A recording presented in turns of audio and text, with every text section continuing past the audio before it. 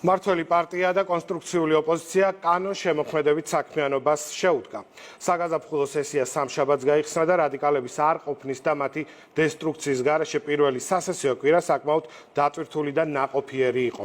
იმედის კვირამ პარლამენტის თავმჯდომარე ჩაწერა ექსკლუზიურად ანუკი გუმბერიძე შეხვდა შალვა პაპუაშვილს.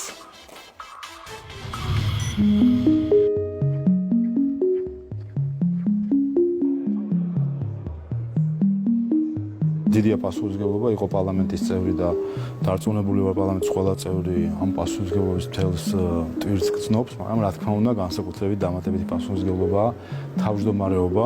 ჩემი ამოცანა სტომის დაძღოლის დროს არის რა თქმა უნდა რომ იყოს საქმიანი გარემო, იყოს შესაძლებლობა დისკუსიის და ამ დისკუსიის შედეგად მივიღოთ ის გადაწყვეტილებები, რომლებიც გვესახება ყველაზე სწორად ჩვენი მოსახლეობის ინტერესების საპასუხოდ.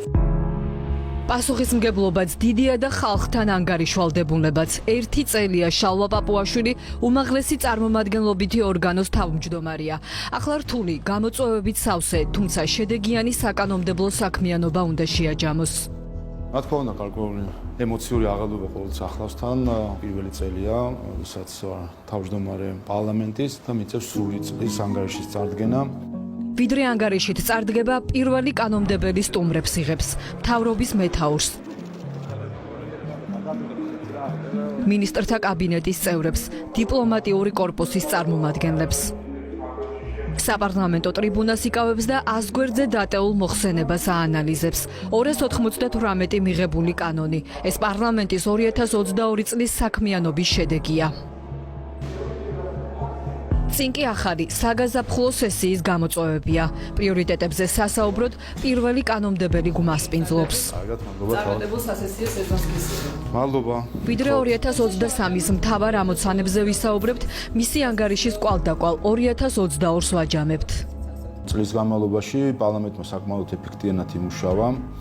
298 კანონი მივიღეთ, რომლითაც ჩვენ უზრუნველყავით, რომ ერთის მხრივ ჩვენი მოქალაქეებისთვის კეთილდღეობის გაზრდის მხრივ ჩვენ ვქმნილიყო ჩარჩო პირობები, რამაც საბოლოო ჯამში მოგვცა სწორედ 10%-იანი ეკონომიკური ზრდა, მიუხედავად იმ კრიზისული საერთაშორისო მდგომარეობისა, რომელიც არსებობს და მეორე მხრივ თავად პარლამენტი იყო ძალიან აქტიური საზედამხედველო ფუნქციის განხორციელების პროცესში. პრემიერ-მინისტრი სამჯერ წარდგა პარლამენტის პლენარული სხდომის წინაშე, 17-ჯერ მინისტრები, 20 ანგარიშვალდებული უწყების ხელმძღვანელი იყო ჩვენთან და მოусმინეთ მათ ანგარიშებს.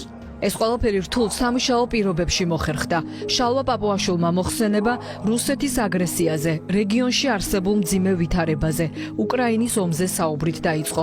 საქართველოს საპარლამენტო დელეგაცია მისი ხელმძღვანელობით მსოფლიოში მეორე იყო, რომელიც ომის ეპიცენტრში ჩავიდა და მეგობარ უკრაინას მხარდაჭერა გამოუცხადა.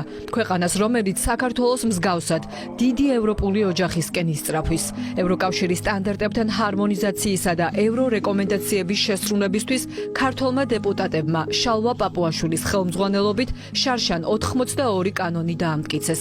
ჩვენ ნამდვილად წინ წაწეულები ვართ მნიშვნელოვნად, რომ ფაქტობრივად ყველა საკითხი რაც კი დამოკიდებული იყო, რომ საპარლამენტო უმრავლესობა შეეძლო საკუთარი უმრავლესობით გადაწყვეტილების მიღება, ეს ყველა რეფორმა ცვლილება განხორციელდა, ასე რომ არსებობს ყველა წინაპირობა, რომ საქართველოს მის დამსახურებული სტატუსი მიიღოს. ბატონ შალვა, როდესაც ევროინტეგრაციაზე ვსაუბრობთ, აი რამდენად რთული იყო ამ პროცესში, თუნდაც ევროპელი კოლეგების დარწმუნება, რომ ჩვენი ქვეყანა საქართველოს იმსახურებს კანდიდატის სტატუსს და საკმაოდ ბევრ შეხვედრის ამსახველ ფოტო მასალას ხედავთ თქვენს კედელზეც, რამდენი საერთაშორისო ვიზიტი განახორციელეთ და რამდენად რთული იყო ეს პროცესი. კი, საპარლამენტო დიპლომატიის კუთხითაც საკმაოდ დატვირთული წელი იყო, 18 ვიზიტი მქონდა მე მხოლოდ, გარდა ამისა, რა თქმა უნდა, მეგობრობის ჯგუფები, კომიტეტები, საპარლამენტო დელეგაციებს ჰქონდათ ვიზიტები.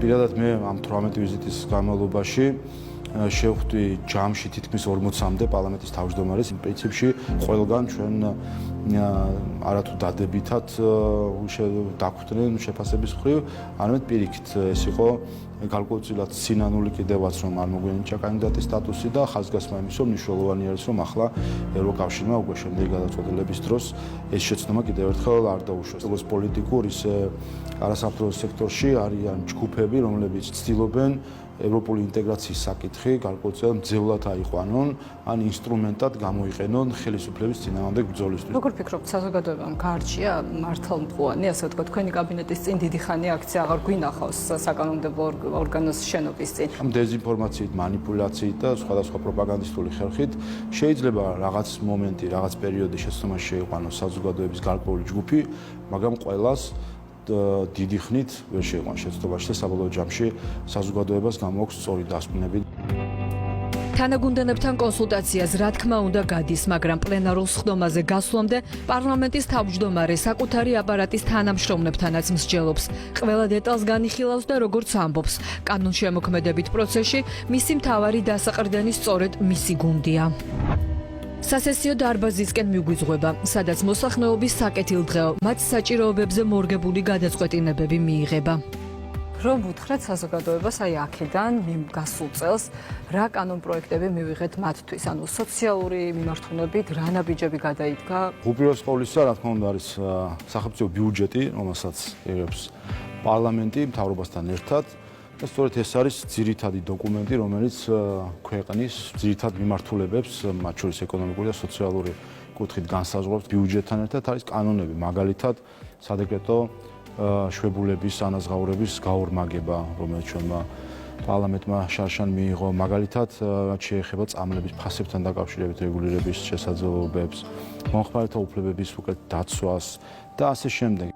გვიყვება, რომ სოციალური მიმართულებით მუშაობა 2023 წელსაც აქტიურად გაგრძელდება, მაგრამ რადიკალური ოპოზიცია, როგორც ჩანს, არც ამ პროცესში ჩაერთვება. ისევ ბოიკოტს აცხადებენ, ხელფას იღებენ, დარბაზში კი მათ ნაცვლად ისევ ცარიენი სკამებია. პრობლემა არის არა პოლარიზაციაში, არამედ პრობლემა ჩვენთან არის რადიკალიზაციაში. რადიკალების გარიყვა პოლიტიკიდან ეს არის ერთ-ერთი ამოცანა დემოკრატიის. სწორედ ოპოზიციის რადიკალური დღის წესრიგის დამსახურებით ქვეყანას ამ დრომდე არ ჰყავს სახალხო დამცველი, რომლის არჩევის წესიც ევრორეკომენდაციების ნაწილია. დარწმუნებული ვარ, თუ კი ამ ჯერზე საკუთარი ამორჩევლების ინტერესებით იმოქმედებენ და არა ცალკეული ორგანიზაციების ინტერესებით, ეს შეთანხმება შესაძლებელი იქნება და მოიძებნება კანდიდატი, რომელიც მოიპოვებს კვალიფიციურ უმრავლესობას. ქართულ კანონმდებლებს არც გასაჭირში მყოფი მეზობელი თურქეთის დახმარება ავიწყდებათ.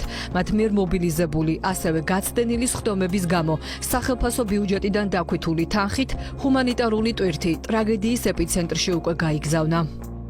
ჩვენ თურქეთის მხრიდან ყოველთვის, როდესაც საქართველოს დაჭირებია ქონდა თანადგომა და რა თქმა უნდა ეს ჩვენი მეგობრული ვალია, რომ ეს თანადგომა ვაჩვენოთ. ვიდრე პირველი კანონმდებელი დაგვემშვიდობება სურს მოსახლეობას უთხრეს.